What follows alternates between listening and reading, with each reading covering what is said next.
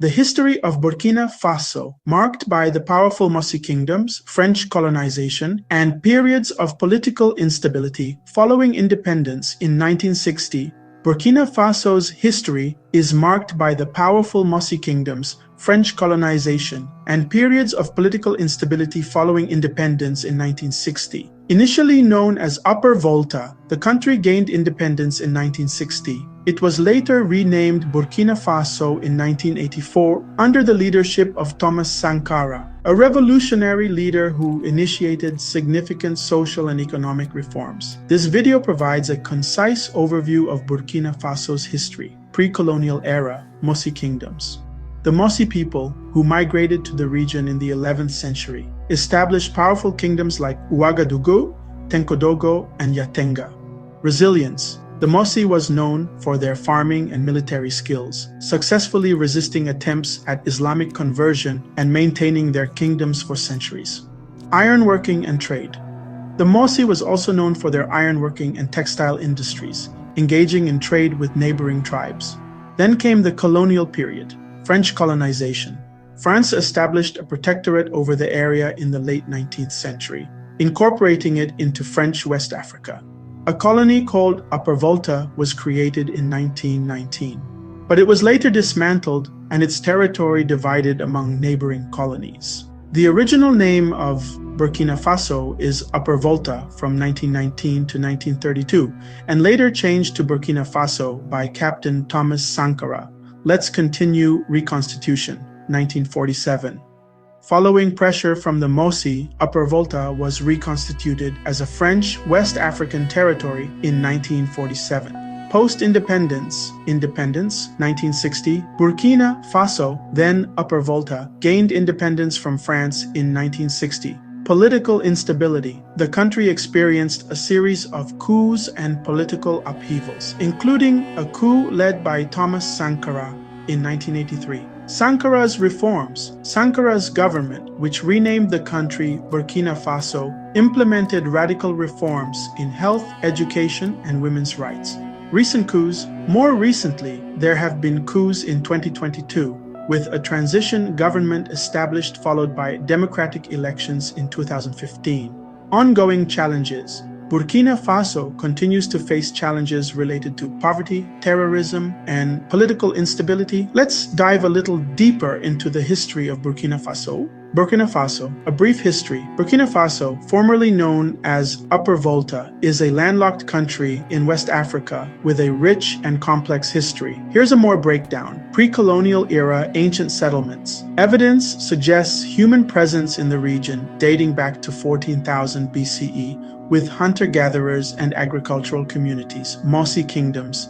From the 11th century onwards, the Mossi people established powerful kingdoms such as Ouagadougou, Tenkodogo, and Yatenga, which dominated the area for centuries. These kingdoms resisted attempts at conquest and conversion by Muslim neighbors and played a crucial role as trade intermediaries.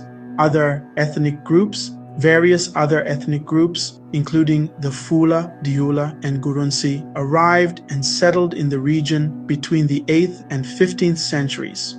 Colonial era. French protectorate.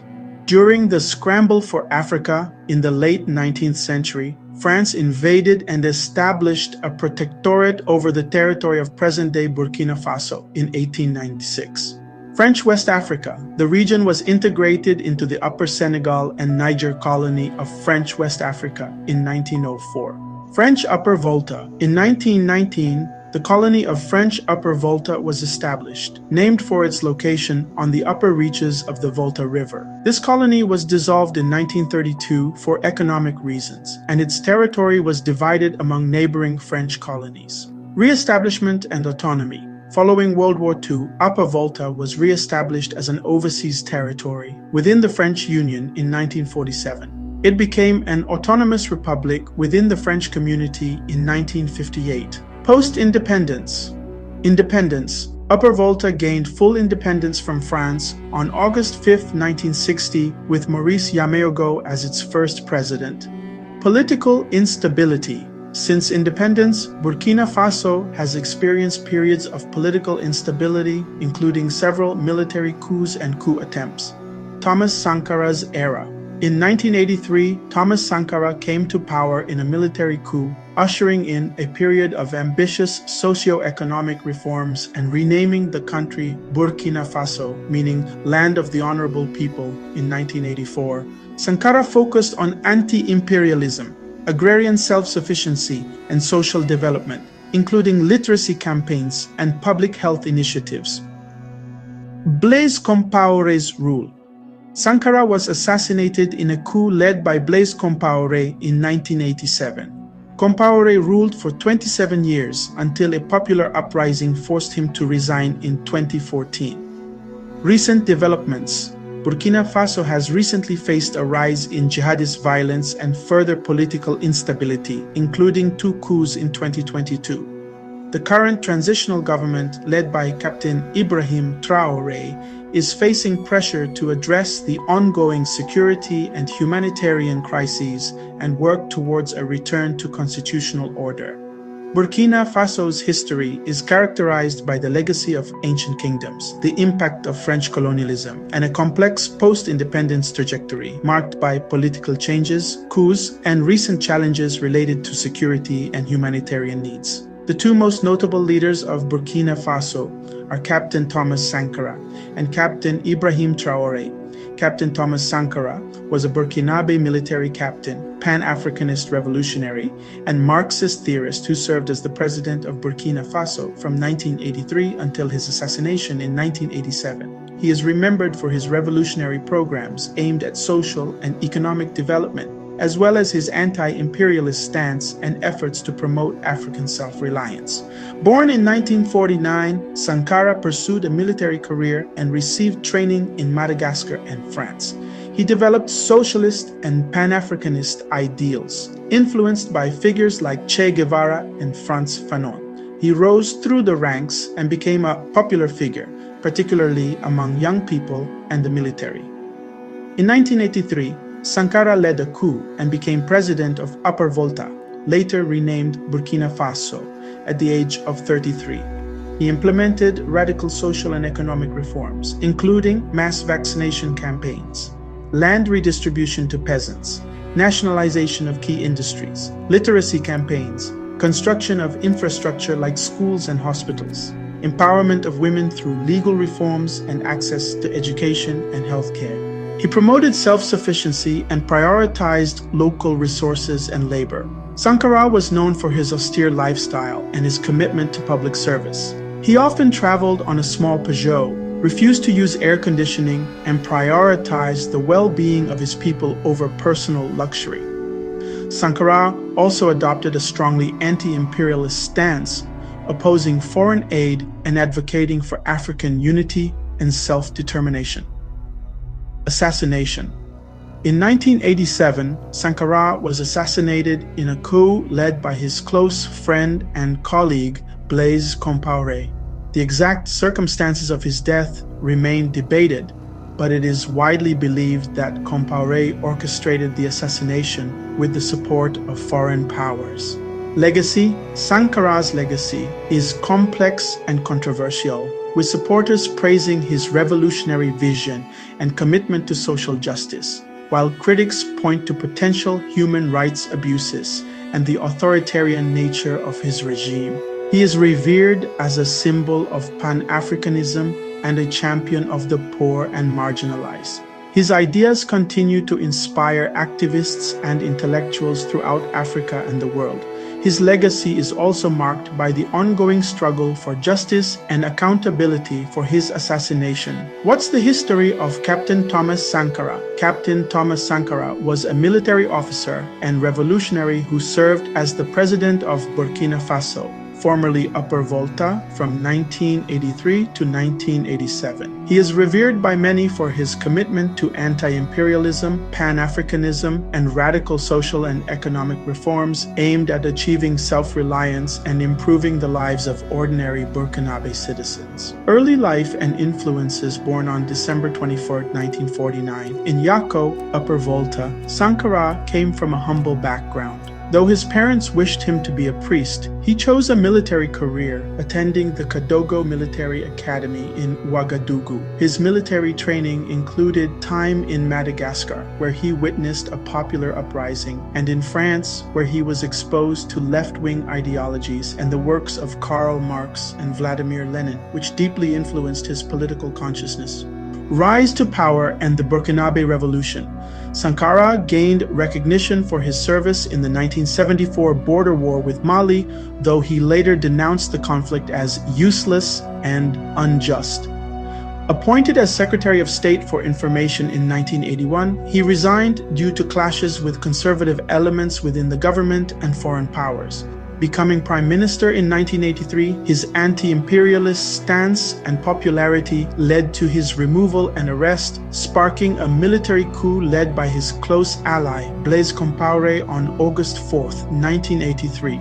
The coup installed Sankara as president and formed the National Council of the Revolution, marking a significant break from the country's past. Policies and reforms. Sankara championed a vision of self-reliance, renaming the country Burkina Faso, Land of Incorruptible People, introducing a new flag and anthem. He implemented bold policies to promote social justice, economic development, and gender equality. Social progress launched massive vaccination campaigns, resulting in a significant drop in infant mortality rates, increased literacy rates through nationwide campaigns, and initiated reforestation programs to combat desertification. Empowering women. Appointed women to high-level government positions, encouraged girls' education, introduced voluntary family planning, outlawed female genital mutilation, forced marriage and polygamy, and mandated women's participation in village committees. Economic justice redistributed land to the poor, resulting in increased agricultural production and reduced government salaries and rewards while promoting public disclosure of assets. Anti-imperialism rejected foreign aid tied to conditions that he believed fostered dependence and urged other African nations to refuse repayment of colonial debts. Sankara's policies and uncompromising stance against neo-colonialism and foreign interference alienated several powerful groups, including some traditional leaders, the emerging middle class, and the governments of France and Côte d'Ivoire. On October 15, 1987, Sankara was assassinated in a coup led by Blaise Compaoré, his former friend and comrade. Compaoré went on to rule Burkina Faso for 27 years until popular protests forced him to resign in 2014. Decades later, in 2021, 14 individuals, including Compaoré, tried in absentia, were charged in connection with Sankara's murder. A military tribunal found Compaoré and 9 others guilty of complicity in the murder, with 3 defendants acquitted and 1, Hyacinth Kafando, found guilty of the murder itself. Despite his short time in office, Sankara remains a powerful symbol of revolutionary change, self-reliance, and Pan-Africanism, particularly among the youth and marginalized communities across the continent. Who is Ibrahim Traoré? And what's the history of Ibrahim Traoré? Ibrahim Traoré is the military president of Burkina Faso, having taken power in a coup in September 2022. Here's a brief look at his history. Traoré was born in 1988 in Bondokouy, Burkina Faso. He completed his secondary education in Bobo-Dioulasso and then studied geology at the University of Ouagadougou, graduating with honors. He joined the military in 2010 and received officer training at the Georges Namoano Military Academy. He served as a peacekeeper in Mali and participated in counter-terrorism operations in northern Burkina Faso.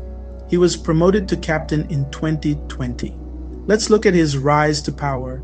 In January 2022, Traoré supported a coup led by his commanding officer, Paul-Henri Damiba, who became the transitional head of state. However, due to Damiba's perceived inability to deal with the escalating Islamist insurgency, Traoré and a group of junior officers staged their own coup in September 2022, ousting Damiba.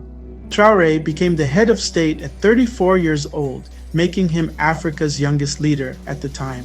Here are some of his actions and policies. Traore dissolved the transitional government and suspended the constitution. He has focused on improving security, increasing self-reliance, and fostering Pan-Africanism, including strengthening ties with Russia and distancing from France. His government has taken steps to gain greater control over the gold mining sector, including increasing taxes and nationalizing some mines. He has also mobilized civilian volunteers to fight against extremist groups. Here's a list of some of his challenges and criticisms. Despite Traore's promises to improve security, violence has escalated in Burkina Faso since he came to power. Human rights groups have accused the military under Traore's leadership of extrajudicial killings and arbitrary detentions. There are concerns about the lack of progress toward restoring democratic rule as the transitional period has been extended. Ibrahim Traoré's rise to power and his actions as President Captain Ibrahim Traoré have made him a prominent figure in the Sahel region. His policies and alliances have sparked both admiration and criticism, and the future of Burkina Faso under his leadership remains uncertain. Fast forward to July 26, 2025, and Burkina Faso is the most popular and fastest developing country in the world. In addition to the 20 new projects, Ibrahim Traoré completed and produced some 20,000 miles of roads. In Burkina Faso, rebuilt and reopened the international airport, building Burkina Faso's own helicopter and airplanes production company and railway. As president, Ibrahim Traoré joined forces with Mali and Niger, creating the AES, setting the Sahel region on a non-stoppable independent course, all after leaving the African Union and ECOWAS. Some asked why AES left ECOWAS. First, you need to know the purpose of the organization. ECOWAS, the Economic Community of West African States, aims to foster economic and political integration among its member states. Its core purpose is to promote cooperation and development across West Africa. Ultimately is improving the living standards of its citizens. This includes efforts to establish a single market, facilitate trade, ensure peace and security, and enhance cooperation in various sectors like education and healthcare. Apparently, ECOWAS was not doing what it was established to do in Burkina Faso, Mali, and Niger. In addition to their lack of responsibility, schools were closing, hospitals were closing, and roads were being blocked because terrorists were taking over parts of the Sahel region, not just Burkina Faso. These are some of the reasons why the three countries broke away from the AU and ECOWAS and formed the AES. Since 2022 to 2025, Ibrahim Traoré decolonized Burkina Faso by completely expelling France, starting with France News Network and the BBC. This gave Burkina Faso full control of their new and their own narrative. He did all this while canceling all unfair mining contracts and kicking out the foreigners who were considered stealing. Next, he stopped all raw material exports and created refineries, creating jobs for the people of Burkina Faso. Next, he got rid of all French troops, built roads, schools, hospitals, and began making deals with countries like Russia, China, Turkey, and the latest with India. Now, ECOWAS, the AU, and of lately it has been reported that the UN Security General is acknowledging and praising the progress being made by Ibrahim Traoré in Burkina Faso. This is not only progress, but also a rebirth. Now, not only the eyes of the AU, ECOWAS, and the UN are on Ibrahim Traoré, Burkina, and the Sahel region and the AES, but the world. I can't help but think the eyes of the world are also on Africa and the other 50-plus colonized regions. How many of those other countries going to follow suit behind Burkina Faso, Niger, and Mali? It is said that several other countries in Africa are following suit but haven't heard or seen any formal news on these reports. Chad, Côte d'Ivoire, Ivory Coast, Senegal, and a few other countries are making progress, but just not gone all the way like Burkina Faso, Mali, and Niger. There is an expression that says, "United we stand, divided we fall." Africa has been divided for many years, the solution to all of Africa's problems is to unite and become a united Africa, then most of her problems will go away.